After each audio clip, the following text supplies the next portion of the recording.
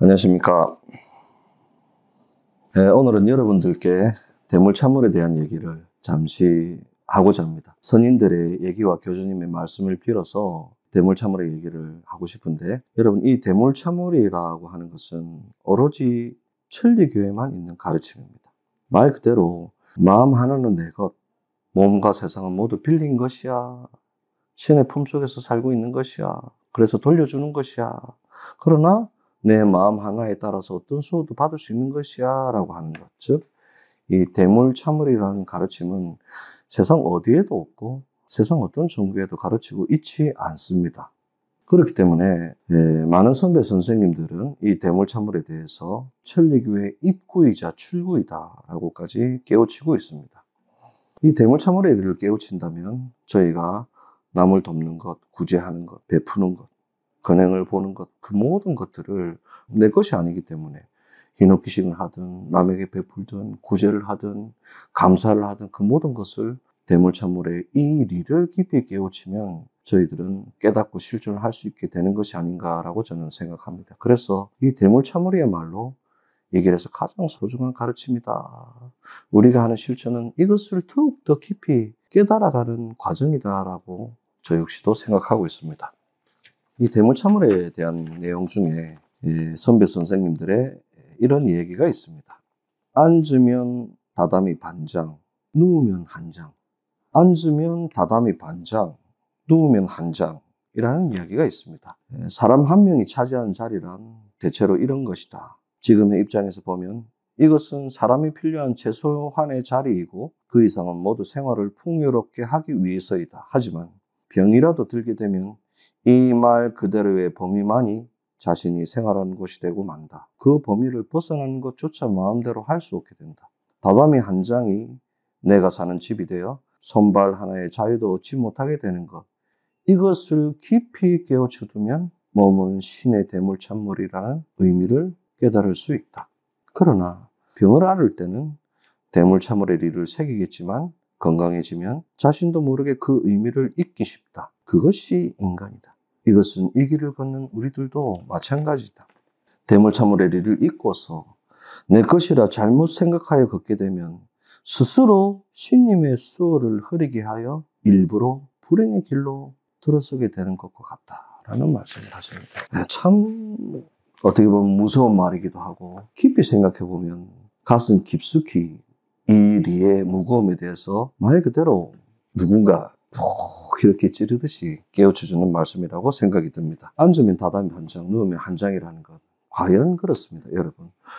저희가 아파서 병원에라도 입원하게 되면 말 그대로 병원의 침대가 딱 다담이 한 장의 크기입니다. 몸이 아파서 움직이지 못하게 되면 그 병원의 침대, 다담이 한 장의 크기가 내가 누워있는 바로 그곳이 내 세상이 되어서 그것을 벗어나려고 해도 벗어날 수조차 없게 되는 것.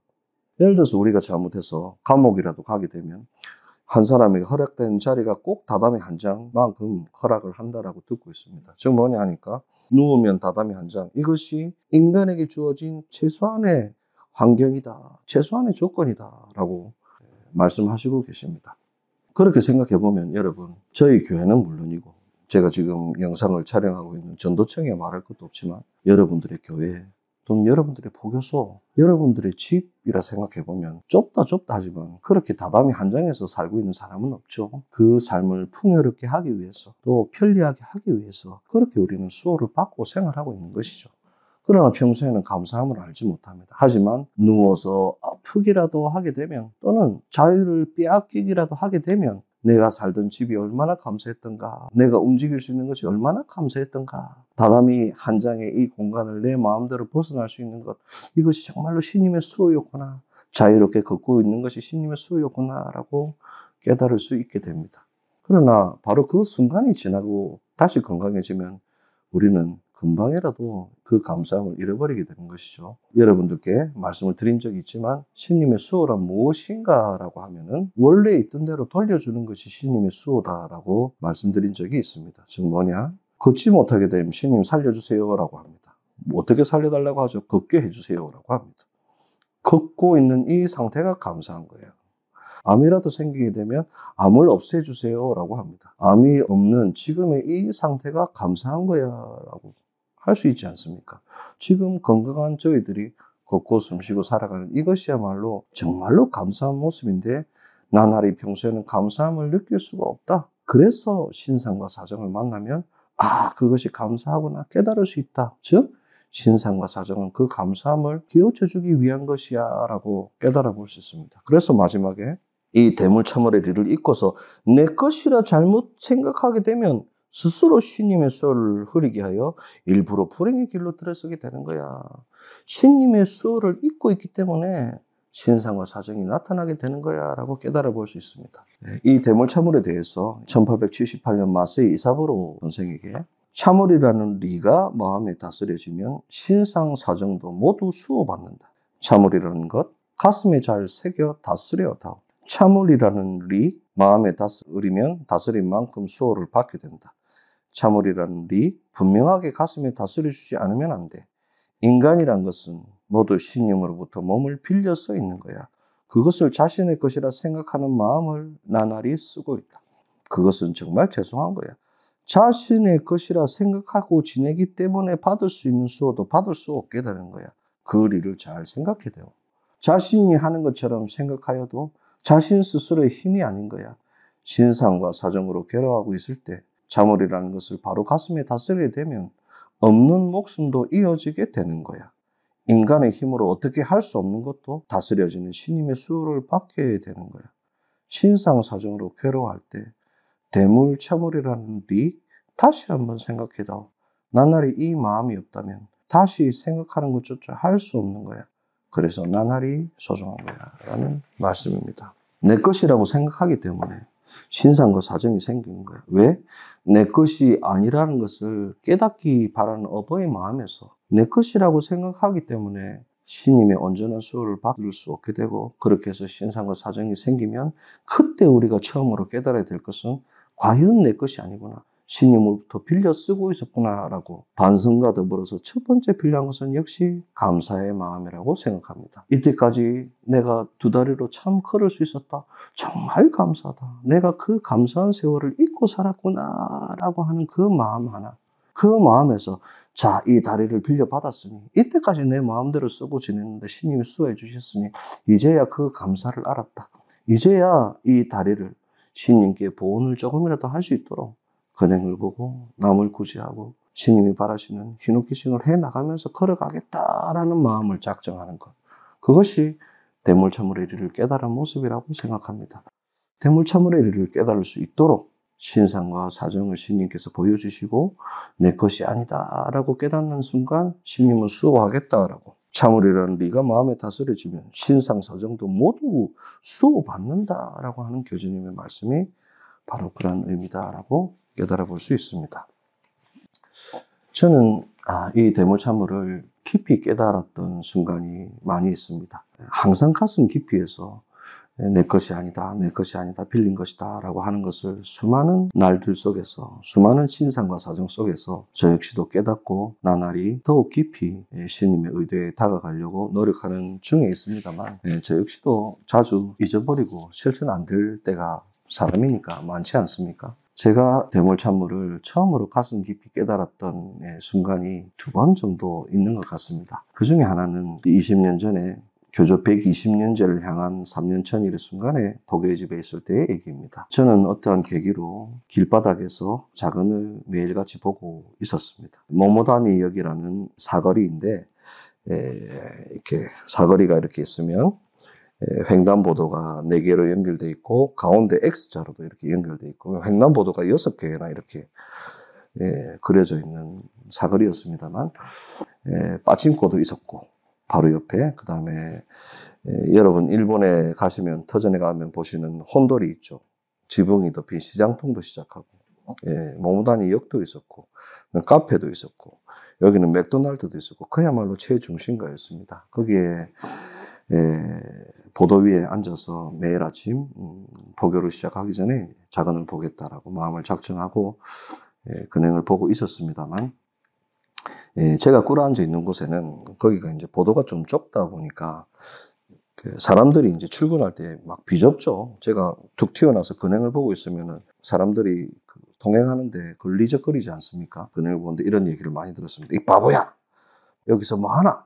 남한테 피해 주지 마라. 어떨 때는 근행을 보고 있는 무릎 위로 다리가 이렇게 넘어 다니기도 하고 그랬던 때가 있습니다. 그래도 근행을 보기로 작정을 했기 때문에 비가 오는 날이든 또는 한여름이 되면 좀 뜨겁기도 하고 그렇게 되었지만 나날이 근행을 보고 있었습니다. 그러던 중에 신기하게도 일본에 가보시면 여러분 아시겠지만 자전거 주차장이 이렇게 있었습니다. 자전거 주차장 넓이가 크진 않았습니다. 7, 8평 되는 주차장이 있었는데 그 주차장 쪽에 사각형으로 한 평 정도 되는 한 평도 아니죠. 한 반평 정도 되는 노란 결계가 이렇게 쳐져 있는 겁니다. 그러니까 출입 금지, 공사 중 이런 표시도 없이 이렇게 붙어 있는 겁니다. 그래서 제가 왜 그런지 몰라서 한참을 이렇게 지냈습니다. 하루가 가고 이틀이 가고 일주일이 가고 나는 공사라도 하는가 싶어서 있었는데 공사도 하지 않고 밑에 맨홀이라도 있나 싶어서 보니까 뭐 밑에 맨홀이 있는 것도 아니고 도로가 부서진 것, 주차장이 부서진 것도 아니고 일주일쯤 이렇게 지나다 보니까 아무 일도 일어나지 않아서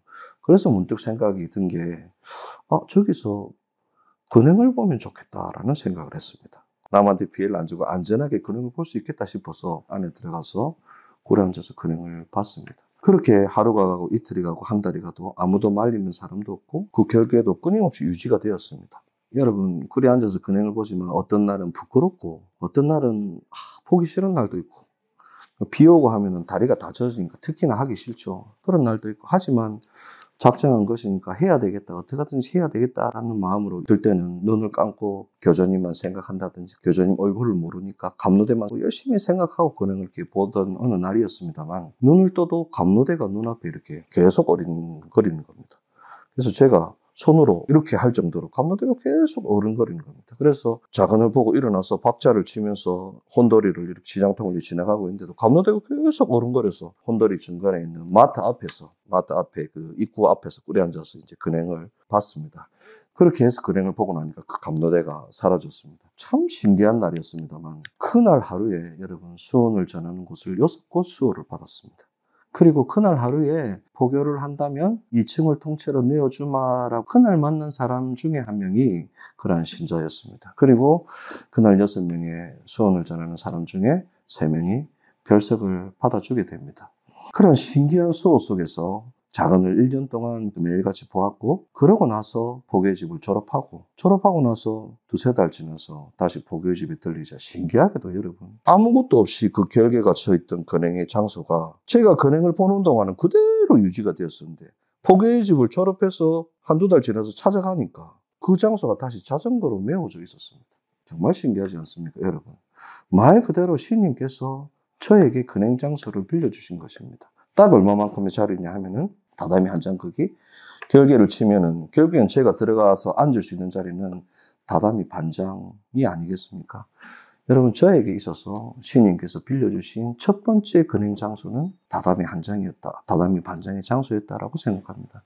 지금에 와서 제가 신님의 일을 해나가고 앞으로 이렇게 해나가야 되겠다라고 여러 가지 고민을 하면서 저 역시도 실천해 나가지만 때로는 두렵기도 하고 때로는 무섭기도 하고 그렇습니다. 그러나 중요한 것은 무엇이냐면 내 마음속에 진실이 깃들 수 있는 어느 하루의 날에는 신님께서 모든 걸 빌려주신다라고 하는 것. 즉 모든 것은 신님으로부터 빌린 대물찬물이다라고 하는 것. 그 다다미 반장의 땅, 그 땅을 교주님께서 저에게 빌려주시면서 이 일을 깊이 깨우친 것이 아닌가라는 생각을 합니다. 또 하나 더 말씀드리면 포교의 집 때 넥타이를 이렇게 메고 다닙니다만 이 넥타이를 메고 다니다가 수은을 전하게 되면 넥타이가 이렇게 쳐집니다. 그러면 꼭 목매달은 것 같습니다. 수은을 전하면 보기 싫으니까 여기 넥타이 핀을 이렇게 하고 다니는데 다이소에서 100엔짜리 넥타이 핀을 사서 다녔습니다. 근데 한 3일 정도 다니니까 이게 싼 것이 되다 보니까 자꾸 흘러내리고 어떨 때는 떨어져 버리고 이 넥타이 핀을 고정을 못 시켰어. 제가 포교의 집 들어갔을 때 마지막 돈을 터전에 엄덕 딱 하고 10원도 없는 상태로 들어갔기 때문에 그때 속으로 무슨 생각을 했냐면 그때 1,000몇백엔 내가 엄덕하지 말고 1,000엔짜리 넥타이 핀을 살 거로 하면서 그때 처음으로 후회를 한 적이 있습니다. 하지만 돈이 없기 때문에 제가 살 수 없죠. 그래서 박자를 치고 가면서 포교의 집 3일째 되는 날에 스님 내한테 넥타이 핀 하나는 꼭 필요합니다 라고 박자를 치면서 눈을 감고 이렇게 가다가 눈을 뜬 그 순간에 바닥에 넥타이 핀이 떨어져 있었습니다. 정말로 거짓말하지 않고 필요합니다 라고 하면서 박자를 치면서 눈을 뜬 그 순간에 바로 그 바닥에 넥타이 핀이 떨어져 있었습니다. 눈으로 만든 정말 이쁜 넥타이 핀이 떨어져 있어서 지금도 저는 그거를 쓰고 있습니다. 그 넥타이 핀을 신님께 받았습니다. 그런데 1년이 지나서 졸업할 때는 제가 넥타이 핀이 20몇 개나 생겼습니다. 자수정, 루비, 진주, 금 여러 가지가 생겼습니다. 왜냐하니까 에어컨이 10몇 개나 있는 부잣집 할아버지와 이어지게 되고 그분이 출직하시면서 모든 물건들을 저한테 주셨기 때문에 그중에 넥타이 핀이 20몇 개나 있었습니다. 지금도 한 7, 8개 갖고 있습니다만 아무것도 없는 가운데에서 필요한 만큼의 넥타이 핀, 그리고 졸업할 때는 일림만배라는 것 신님이 저에게 깊이 깨우쳐 주셨다 생각합니다. 저는 이 두 가지를 통해서 지금 제가 누리고 있는 이 환경이라는 것이 얼마나 감사한가. 신전이라는 곳, 내가 사는 집, 이곳이 얼마나 감사한가. 우리가 길을 걸어가다가 뜻대로 되지 않고 아무리 어려운 어떤 어려움이 있다 할지라도 다다미 반정의 크기만 있다면 나는 박자를 다시 치고 구제의 길을 걸어갈 수 있다. 그리고 내 마음이 진실되는 그 순간에는 신님이 반드시 수호해 주신다. 넥타이 핀 없어서 달라니까 신님이 주신다. 그리고 끝이 날 때는 20몇 개나 되는 넥타이 핀을 신님께서 주신다라고 하는 것.